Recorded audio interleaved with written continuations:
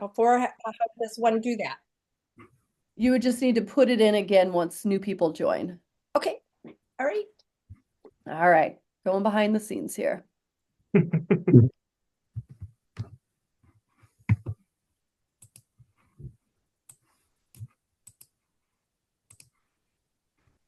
Melissa, as you're entering, doing your thing, you want me to admit people into the waiting room? Yeah, that'd be great. All right, or admit them from the waiting room, I should say. Okay. Yeah. Not if I click first, Dave. Ah,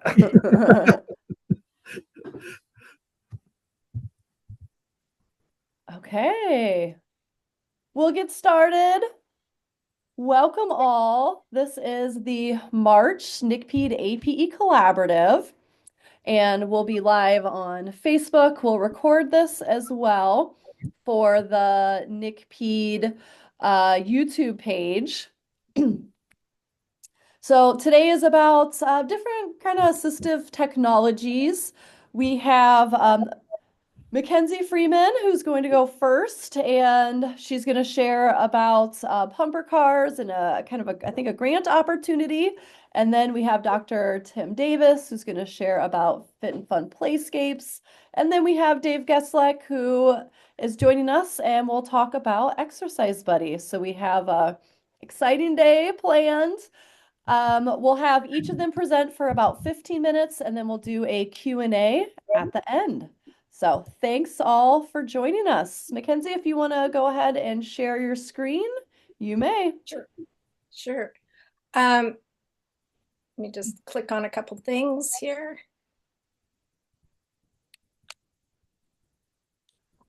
My name is Mackenzie Freeman, and I'm with Mobility for Kids. We are a nonprofit organization, and we have a mission to make exercise as accessible and fun for everyone. One of our programs is called Help Kids Drive to Success, in which we partner with local, regional, and national corporate sponsors to donate to schools across the country pumper cars. And for those of you who aren't familiar with what a pumper car is, let me share with you just a short 2-minute video.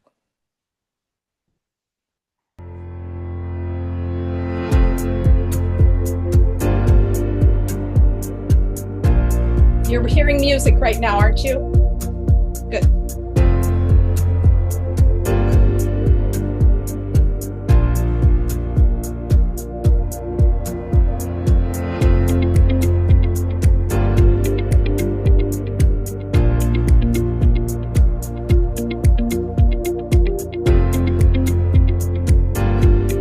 The pumper car was, like I said, it was a kid magnet. It provides some cardio workout. It provides heavy work or proprioceptive input. So it's like check, check, check. It's good for your brain, it's good for your body, and it's good for your behaviors. I love seeing it at schools because it's definitely a great tool to encourage inclusion. Just like we have swings at all the schools, if we had bumper cars at all the schools, we would see a lot of kids getting the exercise, the feedback for their bodies and their brains that they need.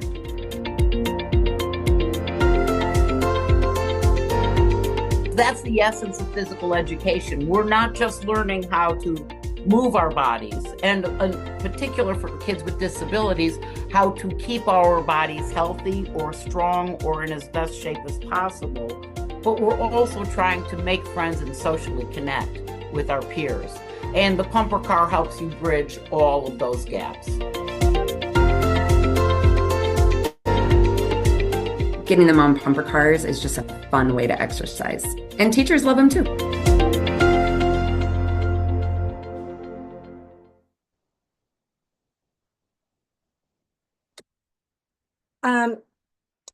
The reason that we really like the pumper car is because it is durable, it is versatile, and it is something that both traditionally developing children as well as those with special needs can ride on side by side.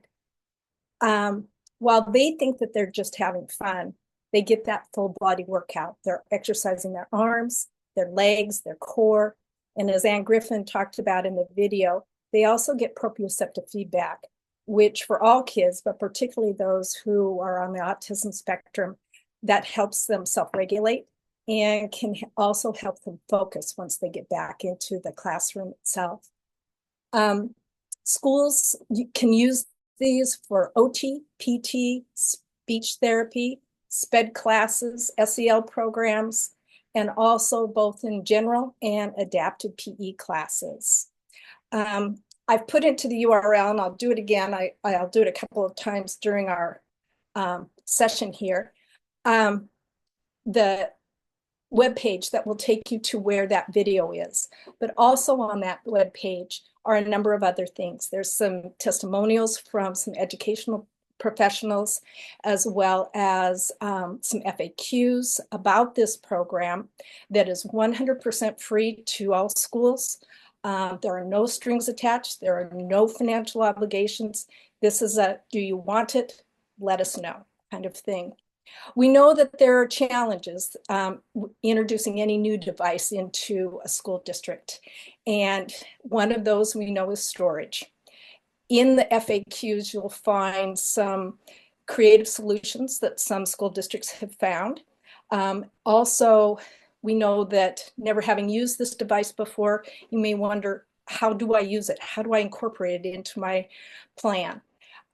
2 adapted PE Teachers of the Year, Greg Lukaitis from Beaverton, Oregon, and also Bruce Davey from Modesto, California, helped develop some lesson plans for us. Those come to every school that receives a donation.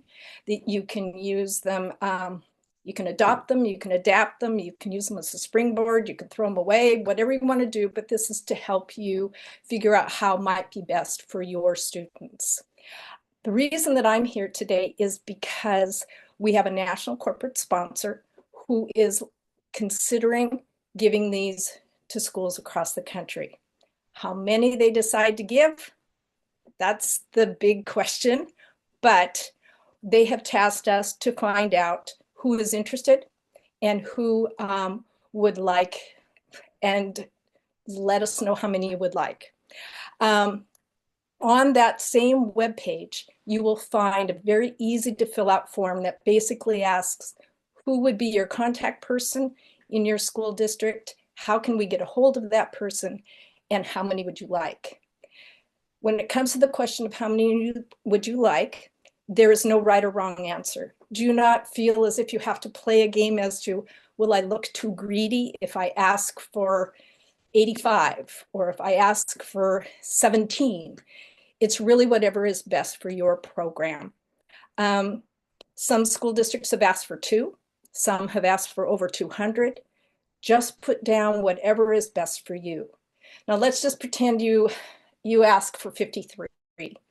This national donor gives you 10. What happens to the other 43? It stays in our database, which is only on my computer. And then we try and help find either a local, a regional, or another national corporate sponsor to help fill that 43 gap for you.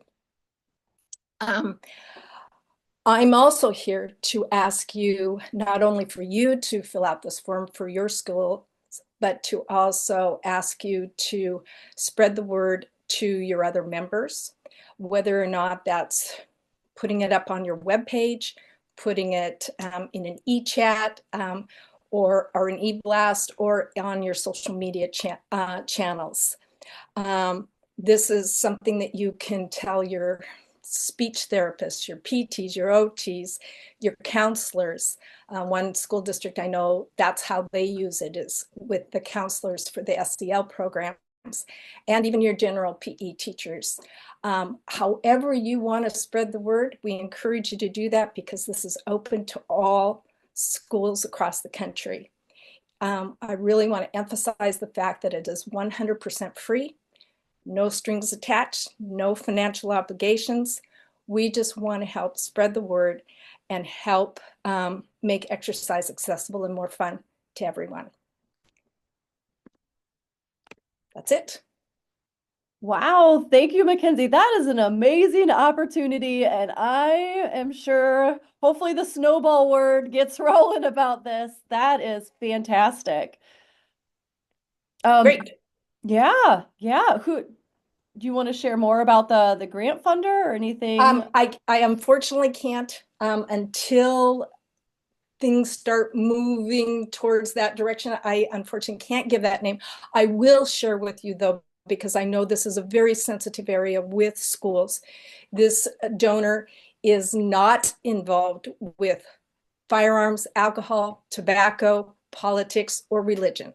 So rest assured that this is a family-friendly sponsor. This is a service or product that every family uses. So no concerns should be voiced there. The thing that we just have to have is we have to have requests. If we don't have a request from you, we can't share that and potentially get you pumper cars, whether it's with this sponsor or with other sponsors. Love that. So you're okay like sharing with like alumni bases and all the like the NICPED listservs? Anybody that can get it out, that you can share it with, we accept them. Right now, it's in the United States because of shipping concerns. Eventually, we hope that maybe we might be able to open up farther than that. But for the time being, any school within the United States. Right. What And an not just amazing, continental. all right, amazing opportunity. Thank you. Oh, Barry, Welcome. you have a question? You want a pumper car? You're on mute, Barry. Did you discuss, because some of us are in higher ed and we have on-campus practicum experiences, has that already been discussed? No, I have not discussed that. And I can tell you that the emphasis right now with this particular donor is K through 12. But that does not mean that that they will exclude higher ed. That it's very likely that they will take a look at it and make the decision. It's certainly possible maybe if this particular donor doesn't go for it, there might be other donors that we're beginning to talk to might consider it. I know that someone has mentioned in chat, if we have already requested some pumper cars, should we ask again? Only if you want to increase or decrease your number. And please know that that is something that can happen. We have that happen all the time where people say, we just got access to a bit of a warehouse and we can add more. So please feel as if you can add to it, but it's ideal if within a school district that you try and get your collective school district together saying this is what we would like as a group rather than having 7 different people from a school district submit theirs. But don't worry about it. I have a way in which I link them within the database, and that's not a problem. Kenzie, just real quick, I think what's sort of interesting is when some of us have worked with foundations, they're sort of surprised when we tell them that universities have bring children with disabilities on campus and have programs that are almost run like, public schools. And so maybe you could share that because I was surprised the first time I ever encountered a foundation that said, wow, I don't realize that you do this kind of thing. I just thought universities lecture. Right. So there are a lot of us that have on-campus practicums. And that's great to know, and I appreciate that. We do already have some requests from some higher ed that have let us know that. All I can do is let you know what the donor has kind of started to talk about, but that certainly is a good thing to have in my back pocket so that when they say, well, why is the University of blank asking for these? To having that information is very good. Thank you. I think another good selling point would be that you would tell them that they're training the future physical educators, adapted physical educators. And so they're going to go on, and when they get out in the schools, they're going to want to, get equipment like this. I'm always amazed at our students, that how they gravitate toward the equipment that they learned in practicums. Yeah. And that's very helpful to know. So thank you Yeah. for that point. And I Sure. will emphasize that. Yeah, it's great. Thank you, Thanks. Mackenzie. Yeah, what an amazing opportunity. All Mhm. right, Tim Davis, you are up next. All right, very good. Well, thank you so much. And Mackenzie, I am all over that. I'm going to share this as far as I can, as much as I can, and congratulations on it. I've seen the bumper cars used one time, and bumper cars, and it just looked like a game changer to me too. So nice to see Barry. I'm the same way. We serve about 100 kids in our program at SUNY Cortland per week. So we get it. So love to share that stuff. All right, so let me see if I can share my screen real quick and share a couple quick slides and kind of go from there. So this is me at SUNY Cortland. I am representing Fit and Fun Playscapes today, but typically I am a professor in adapted PE at SUNY Cortland. Been there 26 years. You didn't hear that, Barry, but 26 years now. And Tim, you might want to fully share your screen. oh, is it fully? Oh, is it not fully? Oh, my fault. Yeah, Okay, there you we go. go. Yeah, and better. Okay, now you can see a little bit better.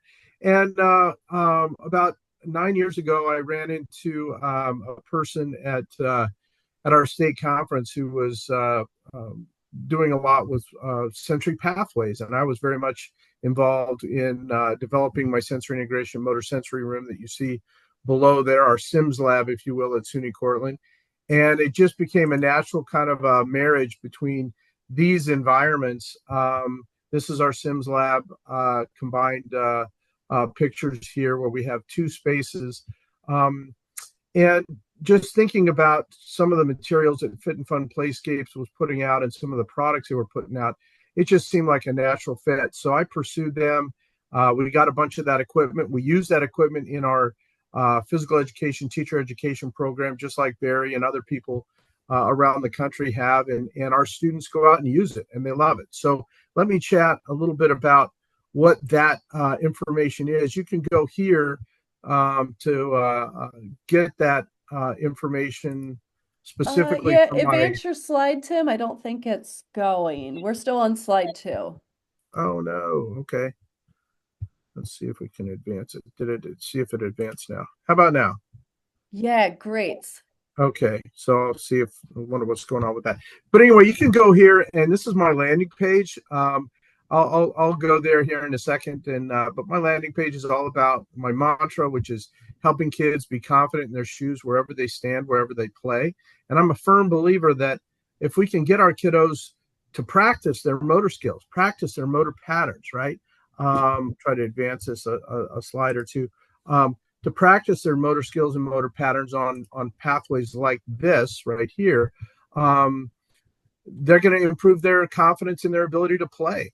So we utilize these are rollout mats. This is actually something called Fun to Move. It's a Fun to Move assessment program, but it's also opportunity for kids to come into the gym and have immediate high levels of MVPA, high levels of movement. And the biggest factor, the biggest thing, and is the visual support, right? The visual support. So when you look at, these are the locomotor skills. There's 6 locomotor skills in the Fun to Move assessment. And then there are also 6 object control skills in the Fun to Move assessment, which we'll go to here in a second. But the whole idea is that exercise, right, being able engaged and moving is an evidence-based practice, and it benefits everybody. It's not just our kiddos with disabilities, but it's everybody. We see the literature speak to the huge gap in or motor skill delay in preschool and kindergartners coming in right now, and it's all because of a lack of movement. And so we really need to give our kiddos opportunity to do that. And when we think about things like universal design of learning, using the visuals, using the patterns that are exciting and fun for kids, It's amazing the variety of movement patterns we see. And specifically, I'm focused on kids on the spectrum. So when if you ever use the TGMD3, or if you ever use or any of the assessments out there, they often don't come with visual supports that help our kiddos. We're supposed to model it, and then they're supposed to do it. And if you've ever done an assessment on a kid with autism in that capacity, it's hard. It's very difficult. And I don't believe you get the best results. But that's a study out there maybe for Melissa Berry to go do with their students to see the difference. I think personally there's great difference there. So I'm going to see if I can jump to a website. I'll stop sharing my screen real quick if I can figure out how to do that, and then move over to a website. All right, and share my screen again. A little slow on the hop here, but I'm working on it.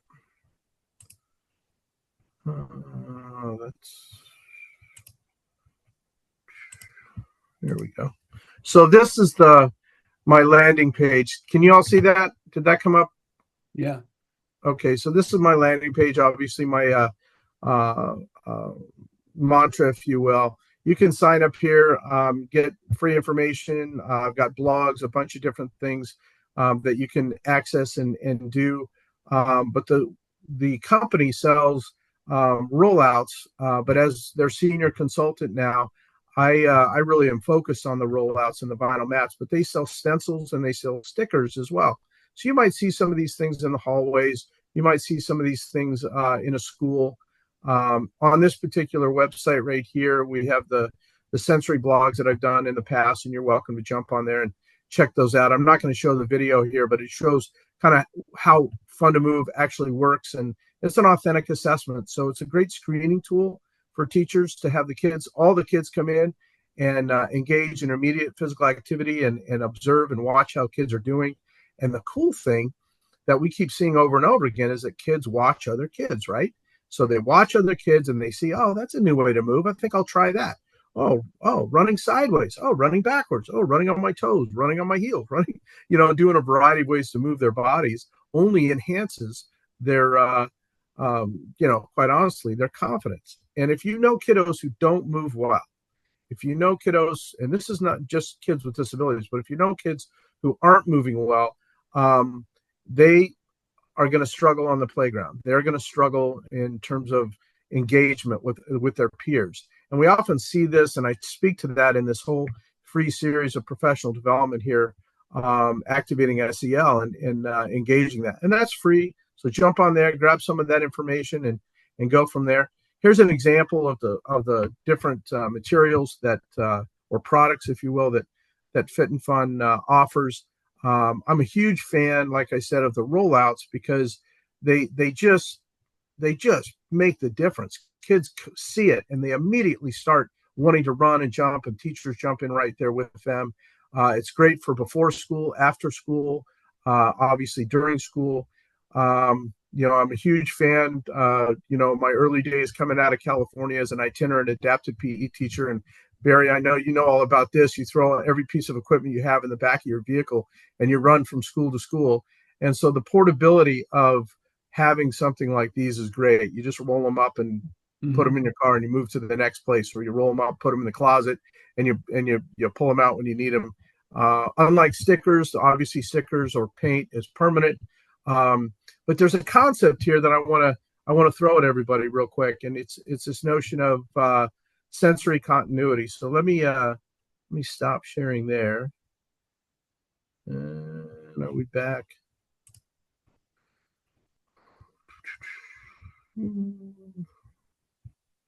Hold on 1 second. While you're doing that, Tim, we have a question in the chat about what material are the rollouts? Oh yeah, they're vinyl. It's a vinyl material. They work they're just great. Did I stopped sharing, right? So yeah, I'm back. Okay. Yeah, they're just really great, heavy duty material, almost like a tarp. They don't slip. This is really important for people to understand. This is great. You put them on the ground, on the gym floor, and I don't get any slippage whatsoever. I've been using these things for 8-9 years, and don't tape them down. That's the worst thing to do, but just leave them out there. They'll relax and just kind of hug the surface of the gym floor, and they work really, really quite well. Was there another question by chance, or no? We No, good? all good. We don't see your screen though. I don't know if we're supposed to. Okay, yeah. Let me see if I can jump to the Chrome tab and go to this one. How about now? There we go. All good. All right. So this is the Fun to Move. This is the primary one that I use a lot. It has all the basic object control types of things. There's 6 object controls. There's 6 locomotor patterns. I don't use them all at the same time, obviously, but I certainly, when I was helped designing all of this and putting this all together, we mix things up and work with different populations of kids. But at the end of the day, the biggest thing too is the color coordination. So if I've got kindergarten or even pre-K, I can very easily, very quickly organize my kids by putting some poly spots in the middle of the gym, red, yellow, blue, green, purple, whatever the colors that are here, obviously. And my kiddos look down, they see that, oh, I'm on a purple star. Then I go to the purple mat. I go to the purple cone that designates that, and away they go. So some really cool designs, a lot of very thoughtful designs. I want to share that the owner and the CEO of this company, Fit and Fun Playscapes, Pam Gunther, she's an amazing architect and designer. And so she worked with me and a couple other people on really trying to think through, how do you teach a kid how to leap? Think about that for a minute, right? I mean, leaping is a hard skill sometimes for kids to do, but they really just need a visual prompt to say, oh, I'm going to go to that circle, and guess what? You just did a leap. Or a sliding, and then actually pivoting your body and pivoting your body and pivoting your body. Really, really intricate types of movements there, and it's difficult to get kiddos to do that particular piece. And last but not least, this gallop and skip. And we decided to do the infinity leap because you think of it from a dynamic systems perspective, if you're familiar with that theoretical framework, if you're moving your body in a certain tight pattern, then in terms of galloping, you're going to take a left. If you're moving to the left, it'll naturally spontaneously organize into a left pattern, a left lead pattern. If you're going to the right, it'll obviously, because you're going in a circle, it'll obviously lead you into a right lead pattern. And then across through the middle allows the opportunity for a full skip. So it's interesting. It's fun. Definitely an easy thing for teachers to put out and get their kids engaged in moving. You might do just 2 pathways in the beginning until your kids get to know all of them. These are, like I said, great for early assessment. There's a form, obviously, that comes with this. All of these pieces with performance criteria for each one of the motor patterns and motor skills, an example how to set it up, color coordinated, like I said. So really, really kind of some fun things there. You're welcome to jump on that and check that out. So I'm going to stop sharing that and come back to everybody. Hopefully it's not too broken up. I got just a few more minutes, so I'll share the website of Fit and Fun Playscapes.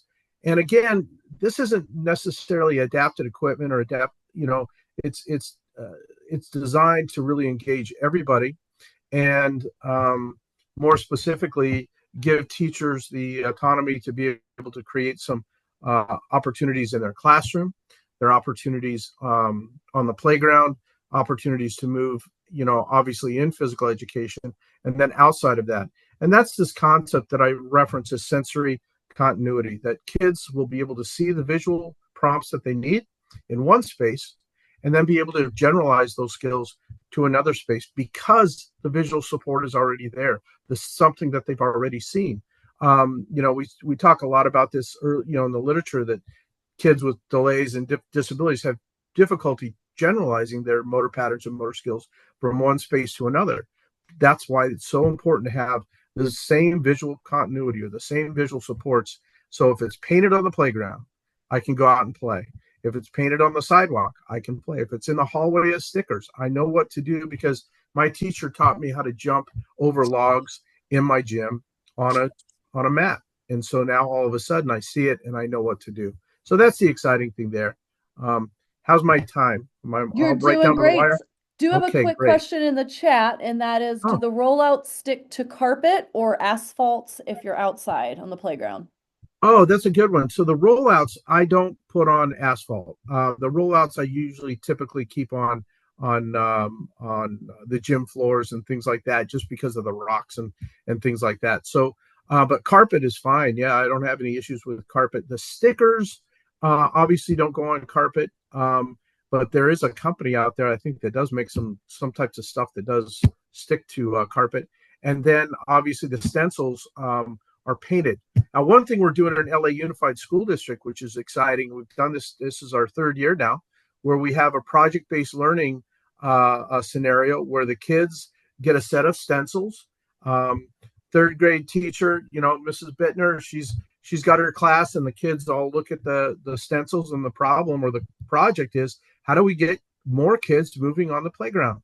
And so they design a pathway, and they chalk it out, or they paint it out, usually chalk initially. And then all the other kids from the school come out at recess and use that pattern. And then it rotates to the next third grade teacher. And they do the same thing, but with a different pattern altogether. We've come to find out that the teachers have been able to utilize scaling and teaching kids how to scale a pattern that they draw on their paper in their classroom out onto the playground, and actually measure and change and look at how that scaling can work, which has been exciting. But that's been a real fun thing. And of course, the best question you hear from kids is that, hey, if we're going to get everybody involved, what about Bobby, or what about Josie, who uses a wheelchair or uses a walker? How can we get them more involved? So the kids are generating interest and ideas on creating their own sensory pathways, which then ultimately encourages them to move even that much more. So it's exciting. I really enjoy working with the company. It certainly is a side venture for me, but it's something that we use at the college all the time for assessments and for screening as well. So, do we have any other questions, real quick, or we want to wait till the Yeah, end? we'll wait till the end. We Okay. want to make sure Dave has his time. But thanks, Tim, for Yep. sharing. We have the stickers in our hallway Oh, here cool. at the university outside of our practicum rooms. They're very popular with the kids and great for teaching, those locomotor skills. Absolutely. Great. All right, Dave, the floor is yours. Awesome. It's nice to be here. I'm going to share my screen and get us started. Can you guys just give me a thumbs up if you see my screen in full? All right. Now you should see it in full. Great. Awesome. Um, well, I think it's important before I get into the technology, but also to share with many of you my background and how I came about designing and creating Exercise Buddy. I'll be brief, but I started about 20 years ago, I'd like to say serendipitously, working with those on the autism spectrum. Um, I have a degree in health promotion from the University of Iowa and left there with an ACSM certificate. Now the exercise physiologist, as well as I'm a strength and conditioning specialist. Um, After working in a youth-based fitness gym that I had co-founded back in 2004, a father I was working with actually brought me his son who was on the autism spectrum. And the long story short is he said, can you teach him to skip, or excuse me, can you teach him sports, but he can't skip. And I knew the benefits of skipping. That was one thing I actually learned in my undergrad, but I knew nothing about autism. And I was also, prior to this, a university, I was an intern and student assistant strength coach at Iowa football. So using the strategies that I had to reteach Olympic lifts to the incoming freshmen, I used those same strategies, essentially fast forward 21 years, of task analysis and breaking it down to teach this boy to skip. And I got him to skip in 4 sessions when his mom was crying, his dad was wide-eyed, and his smile was ear to ear. And they had been trying for years. So that took me on my journey to working with those with autism. And I eventually went on to be a paraeducator. at a therapeutic day school for children with autism. And then they found funding for me to be their fitness coordinator. And I worked with children from kindergarten through transition age students with an average class size of 12, students with a primary diagnosis of autism. And in my classes, I did have some paraeducator support. I've gone on to publish a book, co-author a variety of studies, both on autism and exercise and autism employment, and been blessed over the years to travel to 9 countries and work with NICPED. And truly, NICPED was the first group to embrace Exercise Buddy. So I'm always thankful to be asked to present for them and with them, and just so thank you. Hold on.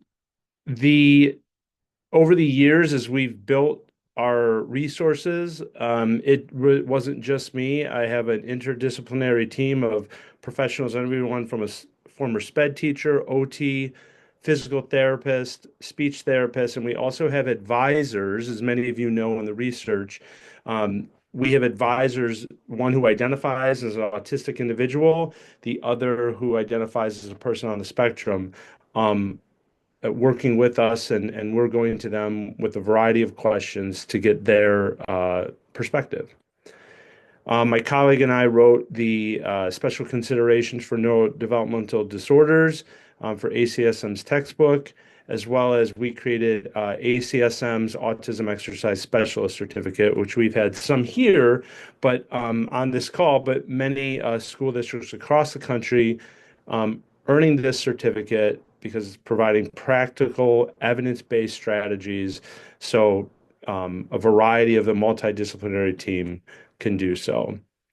And that's really been my mission as I started to embark on this, is creating evidence-based systems, obviously for those with autism, but to promote inclusion of physical activity or in physical education. So I think the best way to start with Exercise Buddy is to share this video, which is our work within New York City District 75. It's about 4 minutes, but I think it's going to give you guys a better perspective where you're seeing a variety of PE or APE professionals, one a first year, someone who's been working over 10 years, but how it's benefited them and most importantly, the students that they're serving. My name is Annette Beal. I'm the principal of the 277 Riverview School in District 75. Our motto has always been positivity is power. We empower students, and what that means is power was we prepare students for post-secondary career and or education.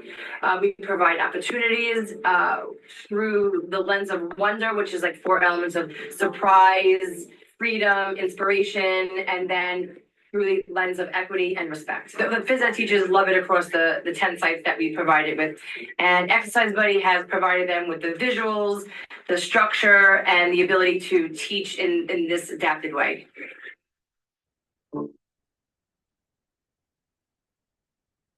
This is my 7th year teaching PE at 277Q.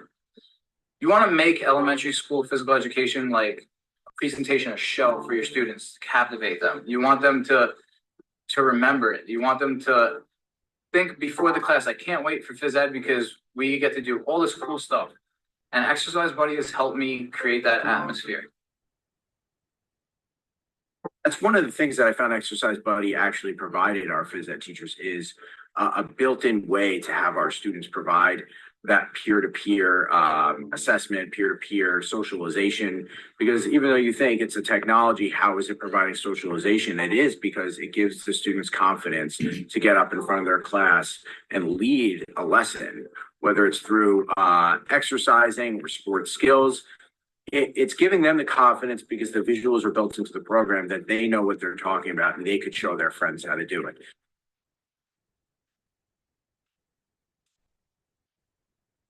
The 2 main things I just saw right away was independence and engagement. Some of my students with high needs, when I had just picture symbols of my previous ones and we were counting as a group, I definitely had to kind of regroup them start over sometimes. But once we had the timer and this schedule, and they just knew exactly what was going on, I saw some improvements within the first lesson the next day. Because every day there's a student excited to be the leader, the teacher. And even today, I think Isaiah was in start, and he was giving feedback to other students because he's seeing the model on the screen, and then he's giving that feedback to another student saying, Benjamin, you put your arms out. And like, so we're getting some peer-to-peer engagement right there. And I could be across the room setting up my next station for later on, and over here we got students teaching each other. The visuals help the support staff because they might not be familiar with the exercise or fitness activities that we're doing. So the visuals give them a guide. If they're unclear what to do, the visuals provide that for them. So it really clarifies things as far as having them know how to help, how to perform the activities, and how to modify if we need to for the students. As my first year of teaching, this is very helpful, is to have access to visuals. For example, with volleyball, having that volleyball assessment, and having that visual on a big like projector board is helpful for the students to see, like, okay, it's how I do it on the hand serve. In the past, many of our adaptive phys ed teachers or phys ed teachers within the 275 in the community school share with me that they were having difficulty identifying or finding a curriculum or programs that fits or support our students. So with EB exercise buddy in place, they can advocate. They're stuff, adaptive phys ed teachers are advocating or communicating with administrators that, they can fulfill federal mandates or the phys ed requirements for New York State. And that's the best thing about this program, is it's giving you the tools right at your fingertips where you can put together high quality lessons in minutes. And that's what I think is my phys ed teachers have found most attractive about the program, what I found most attractive about the program. But I truly believe this could be the next step in adaptive phys ed. And I think we can be the model of how you can utilize that. My name is Annette. All right. So hopefully that gave you some perspective of how it's being used, and I want to share a little bit more in detail, but specifically within New York City, but multiple districts that are using Exercise Buddy across the country. We think of a tablet, we think of an iPad, et cetera, as like a one-to-one device, and that is true, right? It can be, but we know the realities, and many of you know that not every student has that, or maybe you can't afford that. So what we've seen early on with New York and other schools is what you saw there is they're leveraging technology in a group-based setting by projecting it. And sometimes it's their reinforcement, right? Maybe their reinforcement to start the class, maybe it's of the 4 stations, it's only at 1, or it's also used as the cool down. And on here on screen, you'll see, right, it's been utilized in a variety of class types, a variety of activities. I think that's where some professionals, even young professionals, feel like, well, I got to use it for everything.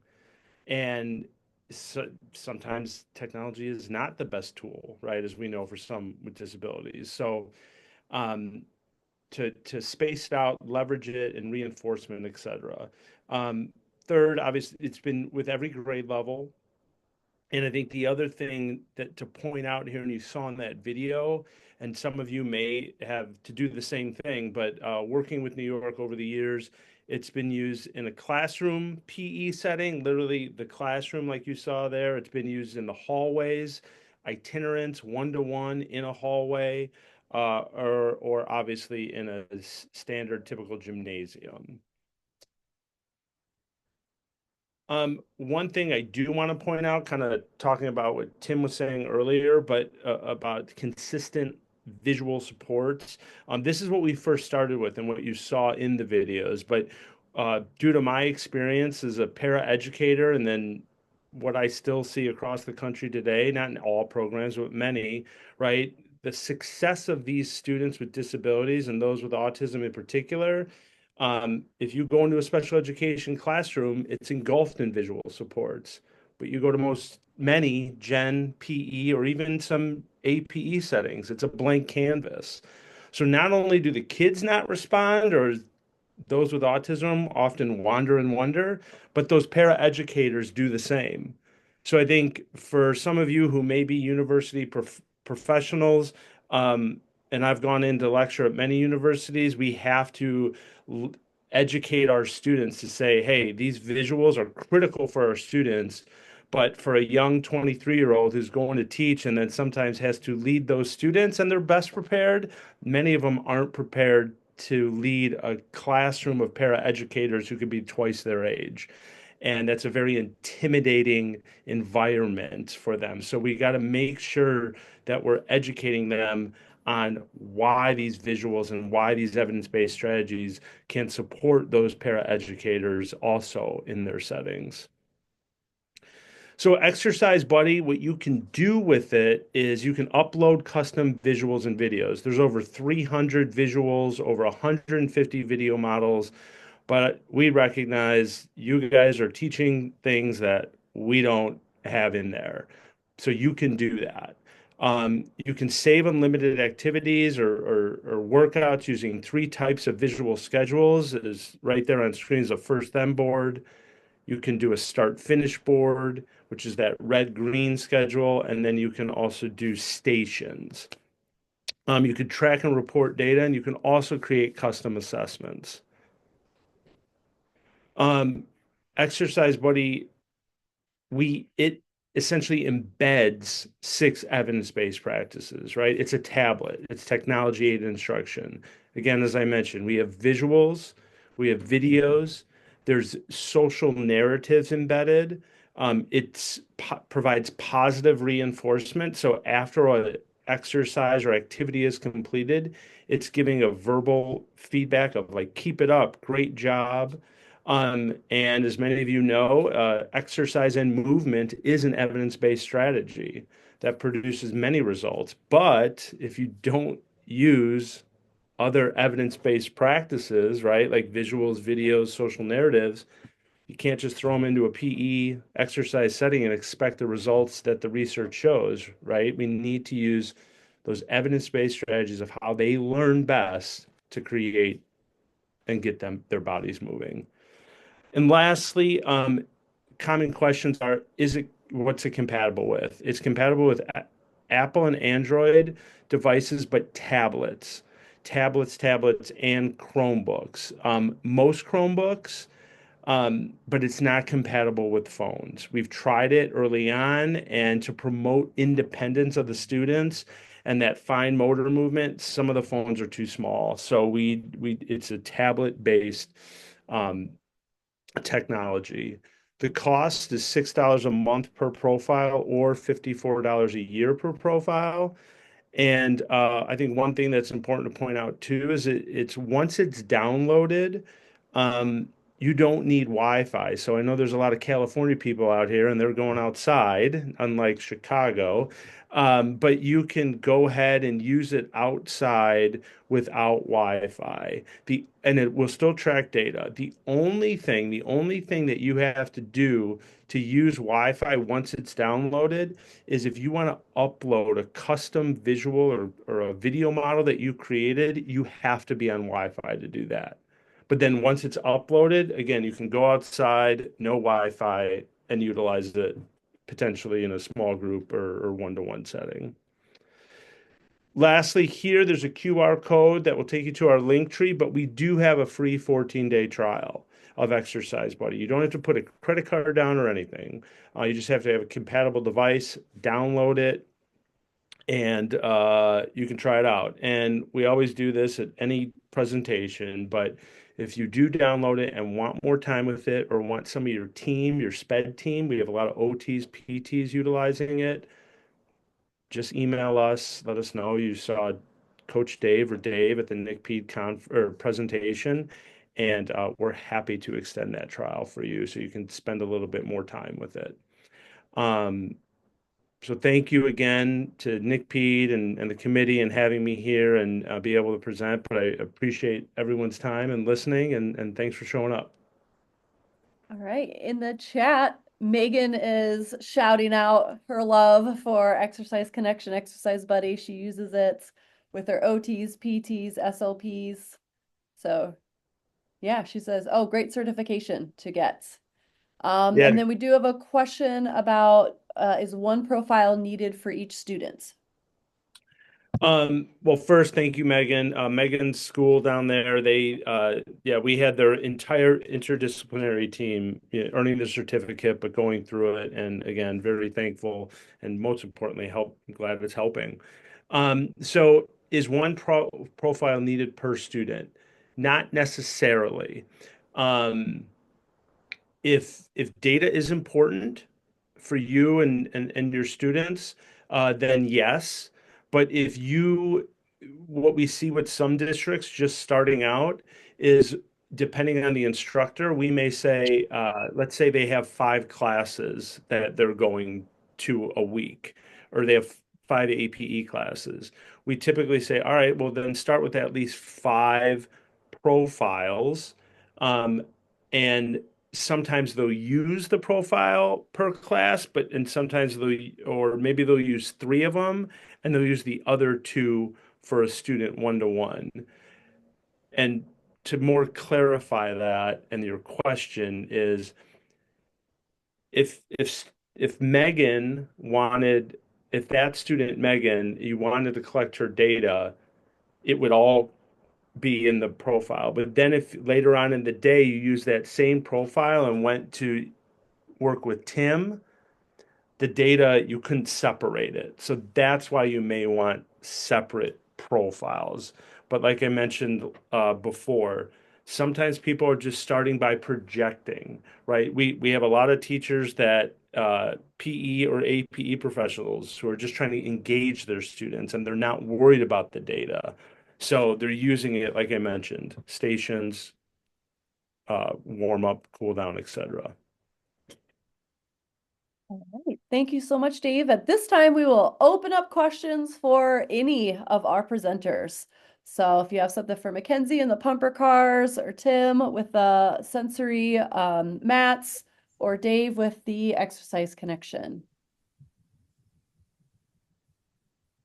Dave, I was going to hit you up on that. I put it in the chat about the benefits of peer tutors and how nicely this supports the visual piece supports cross age peers and peer tutors. Yeah, and you and many on here know that about, peer mediated instruction. So there's no question, especially if the neurotypical peers, right? They can own it, use it, leverage that. But I think also what I know I harped on, but as a former para educator in many, right, they get a bad rap in PE, APE. So now to give that para a visual, whether it's paper-based or technology, to stand there and hold it or guide instruction for that student when they walk in, that's what many of the PE or APE teachers want, right? They want them more engaged. Well, hand them a schedule and it can help them as well. Yeah, it's really great stuff because it's tied directly to your IEP goals. I mean, that's the nice thing. You just literally connect the dots. And when I present it in class and then we use it in class, that's why I think the takeaways. They see how those dots line up. They get good pre-assessment data. They know what to select for an IEP goal and then follow through with that IEP goal in terms of the activities. So love it. So hey, Tim, Melissa had mentioned that, in the hallway for our after school program, it's out in the hallway where we have the pathways and the stickers. And one of the things I was really surprised about was how we get a lot of traffic, and so people that maybe don't know a lot about adaptive PE. And so I kind of realized that it's almost like an advocacy PR thing, that I never thought about. That was sort of an offshoot. Like when I'd be in the hallway, some people would ask me questions about it. And, Melissa, you want to jump in on that or anything you want to add to that? I was sort of surprised that was an outcome. Yeah, if anything, it maybe draws attention to like what we're Yeah. doing here, what this space occupies. Yeah, I've seen them used at schools, out on the playgrounds as well. So, and also very like independent. Many of the kids like see it and just immediately like know what to do and they jump right in. You don't necessarily have to like instruct per se, but it's the motivation. It helps with motivation to want to do the skills. Yeah, if I could just add to that, that intrinsic piece is really there. I think the average person really just likes to play and move. And we have college students that'll do hopscotch down the hallway or gallop or hop or whatever, just messing around, and they're from other disciplines and they're just walking through the building, and you can catch them every now and then doing that, and I put the mats, the sensory mats or the rollout mats out in the hallway. And the stickers can go on the wall, they can go on the floor, they can go in a variety of places. So when I put them out there, I encourage faculty and students both to, hey, show me your best hop, show me your best jump. And another thing with the rollouts that we didn't necessarily show is I always ask my students when they come into physical education, my kiddos, they have to earn their way into my gym. And the way they earn their way into my gym is I put a mat down, and it might be a yoga pose, like I am a star, or I am kind today, or whatever it happens to be. But that I happen to put down, I am strong. Well, yeah, you are. And so I put a choice there. They have to earn their way in. And when they step on that mat and demonstrate that pattern, I got them. I'm like, yes, you are a star. Come on in. You're part of my class today. And it's such a great, easy, quick component for connecting with our kiddos on a social emotional learning level that we don't always get, because you get the kid who's got the hoodie half on, he's kind of slouching coming into PE, and he's not real excited or motivated. Well, we have to provide that excitement and motivation, and the visual support is right there to make it happen. And then the same thing on the exit. When they leave, they need to do the same thing to leave. They have to earn their way out of my class by doing something in a positive motor skill pattern. And hey, you're a star. Keep it up. Keep going. And you just make that little connection. So glad to hear that it's working for you. Great question from Pat in the chat, and that is district froze funds, budget. How do we get grants or funding to get these great products? Mackenzie, you all are taken care of with pumper cars.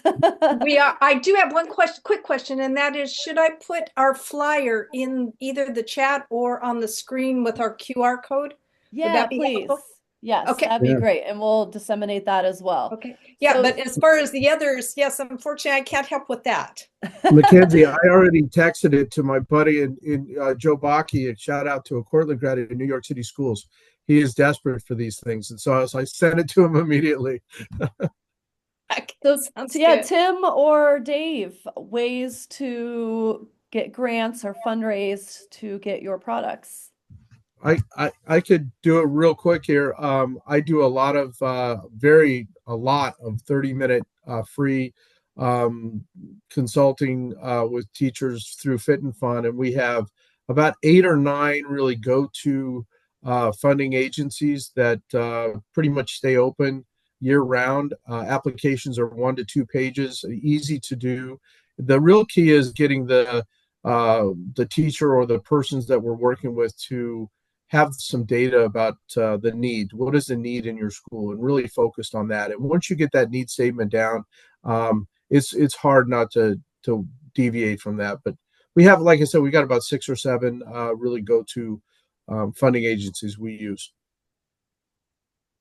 Yeah, and for Exercise Buddy and some of our resources, we don't have any type of grants or any partners in order to offer that.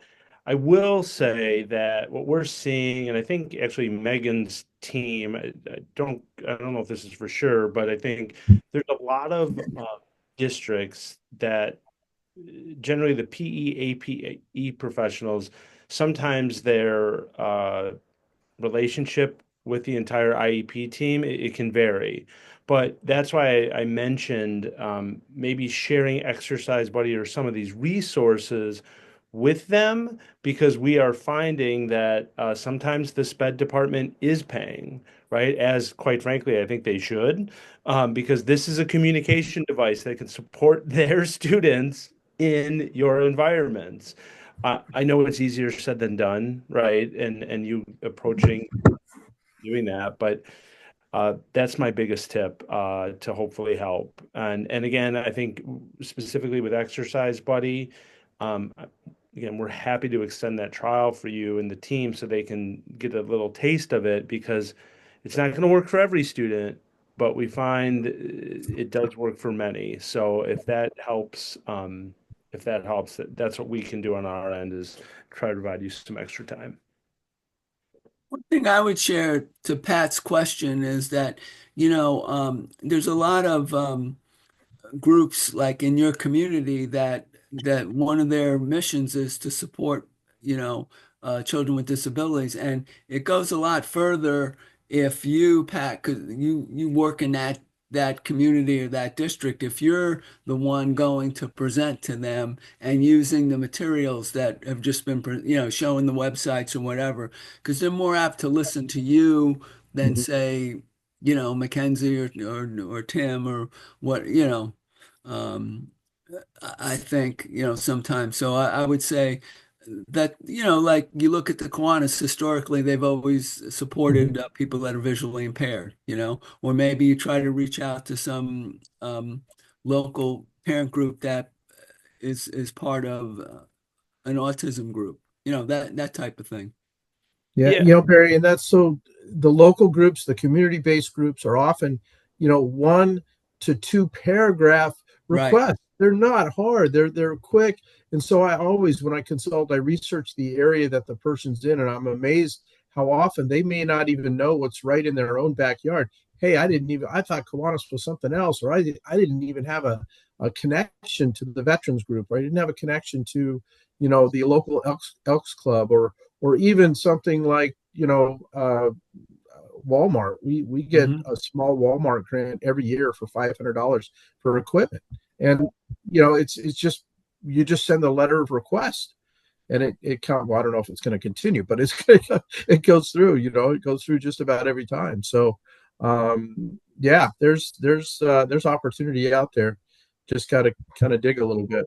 Yeah, the other thing, if you're in a larger school district, there may be somebody in administration that's their role is to write grants, and they can help you and they can talk to you about connections. And once you write it once, you've kind of got a boilerplate, of something you've written, and then you can like just spin off on that. But I think like, in a lot of these groups, like just want you to come and present sometimes or come to their luncheon and every once in a while it doesn't hurt to play that disability card, that's Yeah, yeah, so. it's a And good thing. I also want to, again, Megan, I'm glad you said that, so thank you. We've had a number of Special Olympics um, state organizations purchase specifically actually the visual systems for their PE teachers. Because one critical thing too for everyone to know, I know it was said in the video, but what those visuals provide is supplemental curriculum materials. It's not its own curriculum. Right. Um, so, and Special Olympics in South Carolina, in Kansas, and others, I think if you have a unified program, it's telling them, hey, there's some things that we would like that can support not only their unified, but their inclusion efforts. So, Megan, thank you for bringing that up. And lastly, it's an interesting one that we've experienced on our side is the public health department, specifically in Chattanooga, Tennessee. They have an initiative in their public health department, and they are providing our resources to almost over 30 schools now. And it was a connection I had in Tennessee, but all that being said, I don't know. In your communities, maybe there's if I had more details, I'd give it to you, but it's something I can try to figure out and then share back with you, Melissa, and the team. Yeah, and Pat, on Thursday, I'm giving a lecture to my class on about fundraising and grants. I put my PowerPoint in the chat for you to check out. So you can be an unofficial member of the lecture on Thursday. And it goes over a lot of what we said. We missed maybe like crowdsourcing, like Donors Choose could be another one, or putting Right. Amazon wish lists Alumni. together. solicit friends, family. Yeah, alumni would also be really good. Yeah. So, Yeah.